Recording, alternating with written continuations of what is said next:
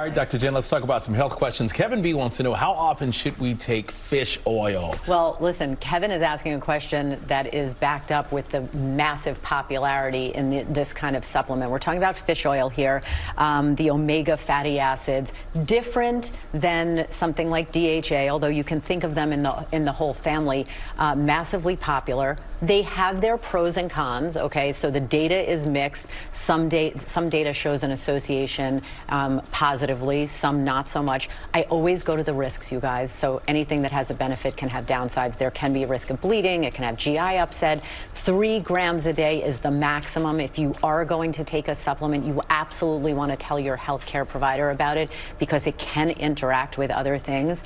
And you can get this from regular food, tuna, mackerel, salmon. So, you know, pros and cons. I always go to get it from the whole food sources. It's much better than a supplement, but these are popular. So it's a multivitamin? No, it's an individual supplement that's one of the I know biggest fish oil by categories. itself, but is a multivitamin enough to get just a little everything? of it? Yeah, I would say have taste. fish once or twice a week. Some multivitamins do not contain fish oil. So again, this is something that you want to, you know, consider the pros and cons. And the data is mixed, but there are some possible benefits. All right, prescription for wellness today, Dr. Has Jen? to do with what you should look for in a healthcare provider if you are trying to find a new one. Again, this ideally should be a partner for your health long term. I always tell people you don't want to meet your doctor when you're sick. That's not ideal. So some questions you should ask.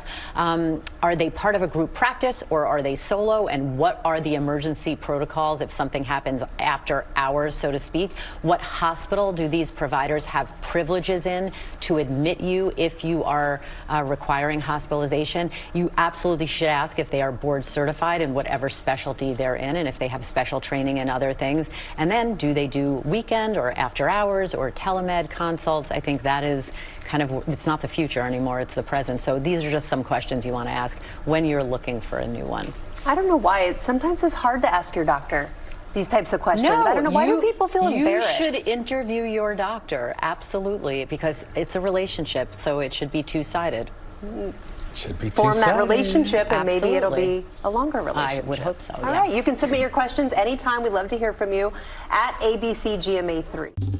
Well, hey there, GMA fans. Robin Roberts here. Thanks for checking out our YouTube channel. Lots of great stuff here. So go on, click the subscribe button right over here to get more of awesome videos and content from GMA every day, anytime. We thank you for watching, and we'll see you in the morning on GMA.